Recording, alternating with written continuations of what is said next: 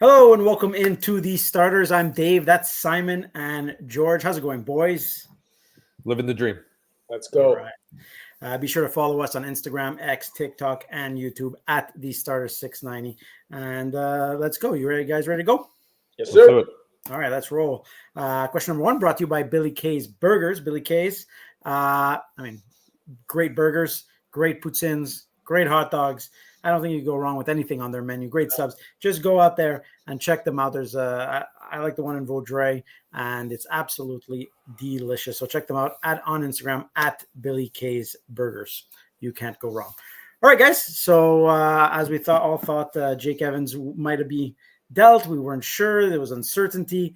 And now it looks as though, it doesn't look like he has re-signed with the club a 4-year extension at about $2.85 million average.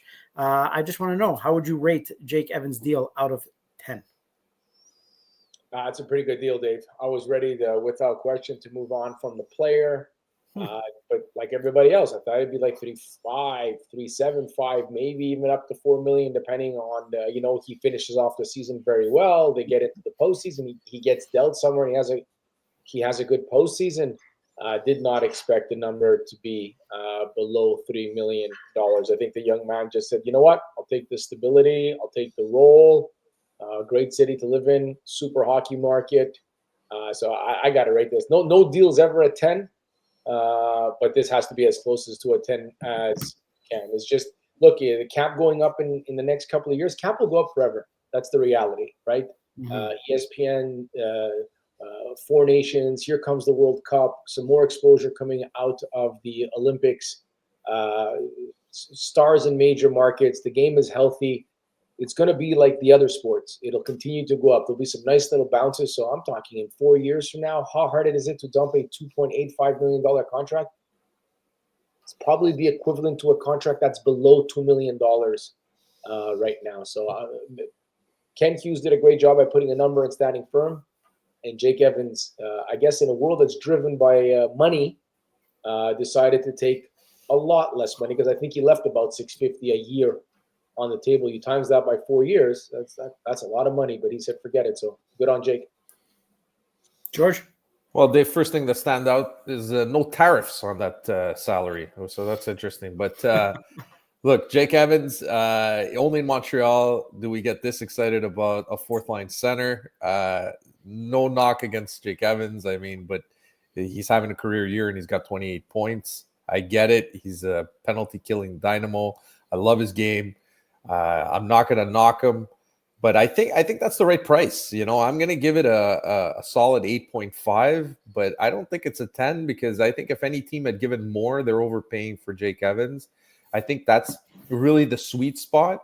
I'm sure he could have probably got a little bit more term and money, like Simon said. I just, I don't know. I look at the deal that the Lightning did today. They got Yanni Gourde and one other player. I think it's Oliver Bjorkstad for 2 firsts. Was that on the table for Jake Evans? I doubt it. Doesn't have the track record of those 2 guys, So, the Canadians, I think, did the right thing. It's an 8.5 on the scale. Is it a franchise altering move? No, it's a good feel good move. He's a kid we've brought up. He's 27 years old. He's hitting the prime of his career right now. I like it. All right. I like it too. I think it's good that they kept him. I think a lot of times, it's easy to just in your mind replace him with the prospect that's coming up. But it takes time for these kids to develop into what Jake Evans is currently. So I think he's going to round out his game exactly when they need him to. And I think it's a perfect fit in Montreal. Not only just you're right about that, right? Because Owen Beck and maybe somebody else, Tuck, and a whole bunch of different guys. Davidson and Laval.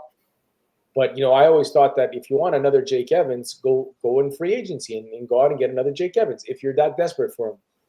But yeah. I don't think you find a Jake Evans out there for 2.85. He'll never hurt you. That's the beauty of Jake Evans. I think his game is that he doesn't hurt you. Jake Evans is he's a solid guy, solid NHLer. That's what he is. All right.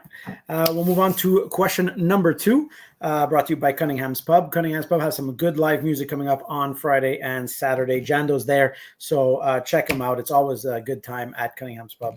best wings in town. All right, guys, trade deadline is right around the corner, right around the corner. And I just want to know, should the Habs be buyers or should they be sellers? Well, I'm going to amend that question a little bit because I'm going to say they should stand pat. Look, I don't think they should sell. What are you going to get for Armia? Are you going to get a first-round pick for Armia? Probably not. What is a second-round pick in the war chest right now with a war chest filled with picks? I don't think much.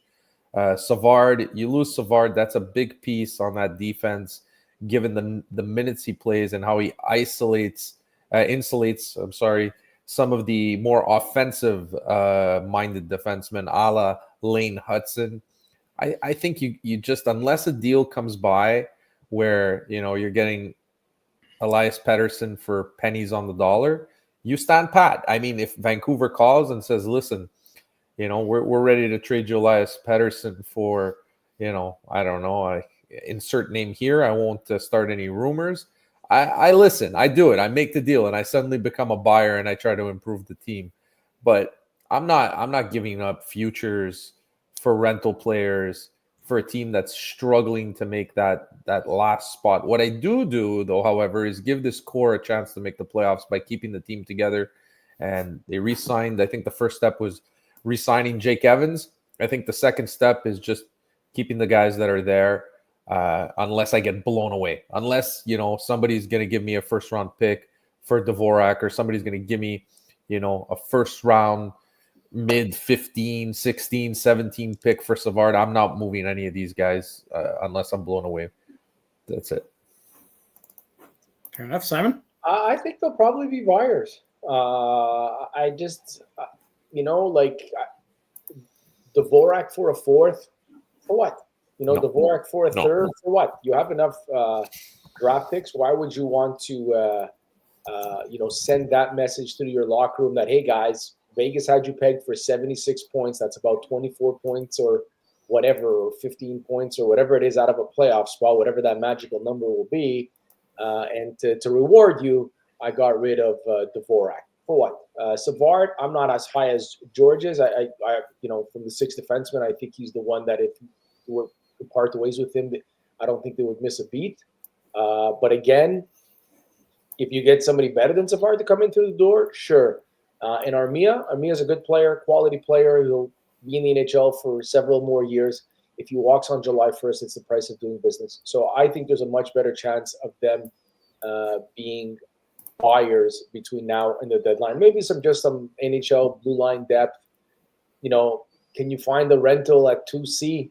I probably would think that if there's a center out there and he can play that second line position, it probably means he can play that third line position for a better hockey team. And that better hockey team is probably going to spend a little bit more than you are when it comes to whatever the package may be. So I think there's an addition somewhere. I don't think it's anything groundbreaking, but I'll take the addition rather than the subtraction. All right. Fair enough. We'll move on to question number 3, keeping it with the Habs as well. Brought to you by EA Fitness. Check them out at eafitness.inc. Simon, did you get your workout in this week yet? I did it today, 6:30 to 7:30, Dave. Oh, man. All right. Amazing. Was it good? They made you sweat. I mean, they have some of the best private trainings in the city. So check them out at eafitness.inc. All right, guys. Basically, my next question would be not necessarily related to the trade deadline, but just, you have the, free agency coming up and also the offseason, the draft, all sorts. I want to know, it might be time for the Habs to make a big move. I just want to know, what big name should the Habs target in your eyes? Big name. Try to make it a name that's obviously out there. Don't go with a Connor McDavid, but a name that you think, if you want to do it, sure. But, names, there are quite a few big names that could be out there that could be interesting for the Habs. I just want to know, what big name do you guys think they should be targeting? David, you want me to tell you something between now and Friday, or do you think is it something in the offseason? In the offseason, it could be between now and Friday, but most likely a big deal would probably be in the offseason. So I'll give you that quick. I'm going to give props to my boy Mitch Gallo, who mentioned this to me off air. Okay. And he threw out 4 or 5 names that would make a whole lot of sense. Mm-hmm. And one of them, you kind of think it doesn't make sense, but he would be absolutely perfect. Rantanen would be awesome, great, fantastic, and then you could probably move on from Patrick Laine in a year from now. This time next year, you might be either keeping Laine or trading him if you sign Mikko Rantanen in the offseason. I think if you want somebody for 2-3 years, pay him relatively well, center ice position, to play behind Nick Suzuki, ahead of Kirby Dach, ahead of Jake Evans, it's your boy, Dave Trenadui, John Tavares. Wow. That would be something else. 65, 70 points. I mean, yeah. That's it. I can't ask for anything more than that. 65, 70 points. Never lost in his own end of the rink. Not a lot of foot speed. Yeah. I get that. But it's not a long-term fix. It's a short-term 2-3 year fix. I would throw money at John Tavares. Wow, that's interesting. That is like off the book. I like center. I would tell you to throw money at. Yeah, well, that's it. No, you definitely need a money, and I'm good at wing. All right. I hate it. I hate it. That's what I gotta say. I absolutely hate it. Look, I mentioned it earlier. I think Elias Pettersson is a guy. If I can get him and not have to give up the farm to get him, if I don't have to give a core piece up like Suzuki or Caulfield, and there's somehow I can bring him over where it doesn't cost me, one of the 5-6 guys that I really don't want to trade. So I mean, so I'm gonna give you a perfect storm. I'm gonna give you a perfect storm how this happens, right? And the likelihood is highly unlikely, but Vancouver doesn't make the playoffs. He continues to struggle. They want to get out from under that contract. They're liking the 2 draft picks that we have. You get those 2 draft picks, you give them a prospect or 2, and suddenly you got the making of a deal there. Is this likely to happen? I don't think so. Doesn't look like the Canadians are going to have the stomach to trade 2 first-round picks anyways. So, I would rather honestly take John Tavares and 65 points and not locked into, I think, an 11-point-something million contract for 7 years. Because that's 7 years, man. And I got you. But I'm going to tell you something. And they're calling for Demidov. They're calling for they're not calling for. So look, I can understand where your trepidation stems from. However, if I can get a guy that gets 100 points and he's done it more than once, I'm willing to do it. We're not talking Patrick Laine here, who basically has, let's face it, hasn't done much in the last 4 years. We're talking about a guy that last year was a productive hockey player. Obviously, there's something going on there. If I can get him on the cheap, I'll. You're not going to get him on the cheap. I'll take the chance. Well, I don't make the deal. But can I get Leon Draisaitl? Look, I think it's a great player. I buy into the bad year. If you would have had this conversation with me 3 weeks ago, 4 weeks ago, I'd be yes. Get him out of Vancouver. If Martin St. Louis tells Ken Hughes, I can fix this guy. I can turn this guy, what I've done to Nick Suzuki, Cole Caulfield, Lane Hudson. Give me that guy. I will turn that guy into a 100-point man again. I'm listening. But the one thing that scares me is at the 4 Nations, he was god-awful. He was one of the worst players, actually. But what scares me about that is if you're in a bad situation in Vancouver because you don't like JT Miller, I don't know enough about what's going on there, but obviously there was friction between him and JT Miller. Then you get to go to a best-on-best. Hockey world is waiting for this tournament, and you're literally there with your crew. Those are your childhood friends that you've played with your, U16, U17, U18, U19, and you lay a dud. That's my concern. Well, here's the thing, Simon, though, and I'm going to counter the argument with Rantanen. Rantanen, since he's been traded with the Canes, I think has something like 2 or 3 points in 9 games. His game has completely fallen off. When you're unhappy as a human being, whether it's at work or at home, it shows. And I don't know what's going on with Elias Pettersson. I'm not there every day. I don't follow the Canucks daily, but I can tell you that one thing is that talent doesn't go away. And even in Patrick Laine's case, who seems like he's lost a step in terms of his skating, he's not the nimblest of guy. Still, that talent allows him to find a spot where he can score on the ice. And I think with Elias Pettersson, there's too much talent. There's too much talent for me to say no. I'm willing to roll the dice in a hypothetical way here. Obviously, if I can get Rantanen at something reasonable and he wants to come to Montreal, I do that in a heartbeat before I take a chance with Elias Pettersson. But I mean, players with that kind of talent, how many times do they come around that you can actually acquire them? You can maybe count it on your hand. So I'll roll the dice. And it's interesting that he's a center, right? Because like if you look at the Habs, I mean, like the Habs definitely need a center. It all fits except for the part that he's making almost $12 million a year, and I think there's 6 years left on that contract. Well, that's what Rantanen is going to cost, right? Though Rantanen is going to be over 12. Yeah, and he's going to be an 8-year deal. Awesome on the Canadians, but again, I'd rather get better at center.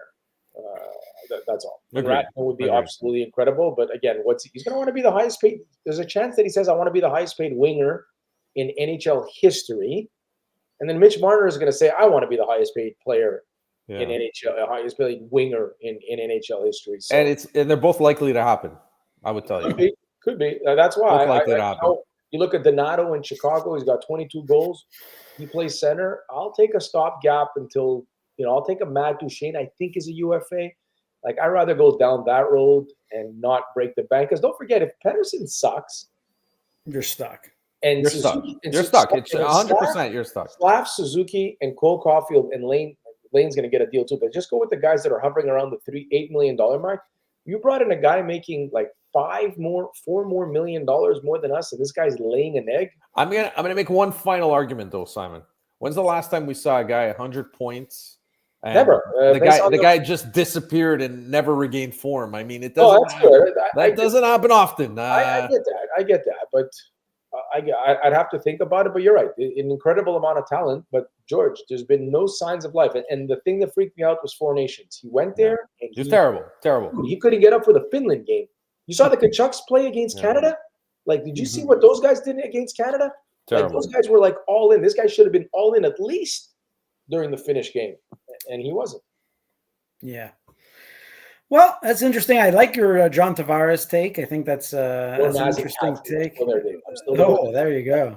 Nazem Kadri. Look at this guy's going all out. I like it. All right, we'll see what happens, but definitely both good answers, and I would be happy probably with both, to be honest. So let's move on to question number 4, brought to you by Fresh MTL, best smoothies in. I don't know what was your smoothie go-to smoothie over there? Morning Booster, Dave. The Morning Booster, right? Okay, because I just saw something that I can ask for the Adam special, and it was on Instagram. It looked very good. I'd like to get a shake named after me. That'd be great. All right, we can make it happen. It's crazier things have happened. What would we call it, Simon? Big Papa Pump. I like it. I love it. But is that really named after you at that point? Well, it's the Simon Big Papa Pump. Simon Big Papa Pump. Simon Big Papa Pump. Yeah, that's what we call it. All right. I like it. All right, but check them out at Fresh MTL on Instagram. They're absolutely great. All right, guys. So I want to know, basically, we're talking about the NHL trade deadline, and this is not necessarily Habs related, although it could technically be a Habs move. But I want to know what you guys think will be the biggest name to be moved at the deadline. I get the feeling, a big feeling, that Rantanen is going to be on the move again.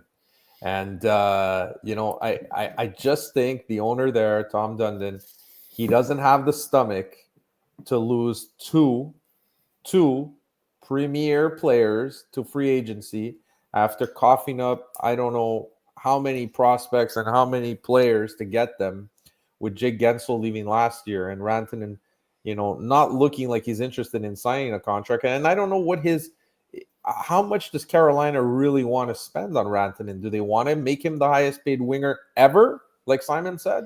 Because that's might be what it costs here.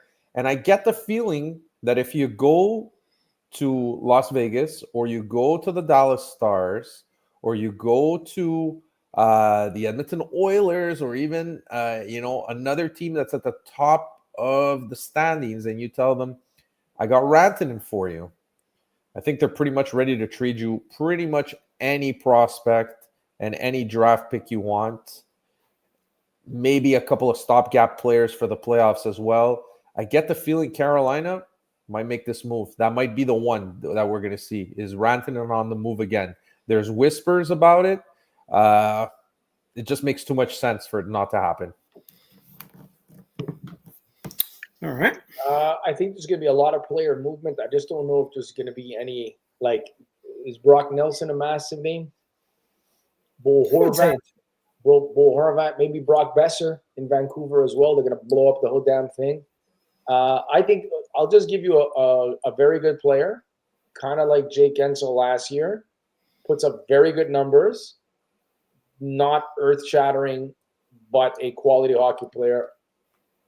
When it comes to just numbers, I think Rickard Rakell will be the most, I'm not going to say most talented guy traded, but the biggest point getter out there that's traded. So it's going to be a quiet trade deadline, is what you're saying. I think Rakell is better Holy than probably Bull. Well, he's better than I can't say he's better than Brock Nelson or Bull Horvat or any of those guys. I think Brock Besser is a better hockey player. He's having the off year. This guy, I think Rakell's got like 25, 26 goals or something like 29 that. goals. 29 goals. 29 goals, yeah. So he's a 30-goal guy with 20 games to go. It's not bad, right?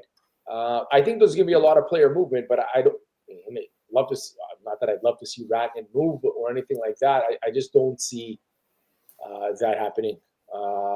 So I'll just go with a whole bunch of good players get moved. Man, Rantanen and moving would be absolutely. I don't think we've ever crazy. seen that before. Be I don't crazy. think we've ever seen that. Watch, like, we said, oh, if Armia walks, okay, he walks. If the price of, even you can make a case for Marner. If you're first place in the Atlantic, you get a nice matchup, you get to a conference final, and Marner walks, the price of doing business, the terrible price of doing business, and you can swallow it as a fan base, but not if you're doing it, back-to-back years. At that point, it's like, hey, man, all these guys that keep showing up in March, why are they not back in September and October? Yeah. So, and I think the other issue is, I mean, the guys they gave up were signed, right? And the price they gave up, yeah. Nate Cash has as many points. He had 1 year. Brutal. He has as many points as Rantanen right now. So I don't know. Yeah, playing with McKinnon helps a little bit, but course, yeah. Yes. But yeah, absolutely. I mean, I don't think we've ever seen it though. A guy get traded twice at the deadline within weeks of each other at the deadline. Just a crazy thing. It's what makes the deadline fun. All right, we'll move on to the final question of the night. Brought to you by Resto Vivaldi, best bring your own wine place in all of Montreal. Check them out at Resto Vivaldi. Steve. Go say hi once you're there, if you can get a reservation, of course. Guys, I mean, it might be a little bit earlier to ask this question, but I just want to know right now, who is your dark horse Stanley Cup contender? Dave, you are the man and the brains of the Starters podcast. Like, it doesn't go unless you go. Right. And you put this thing together. And we film every Wednesday at 9, 10 o'clock. And the fifth question on this 5 questions podcast has nothing to do with John Cena's heel turn. I'm disgusted. Oh, I know. I didn't know. I didn't want to push it. I didn't want to. You maybe to cover your face for the rest of the segment. That's fair. That's fair.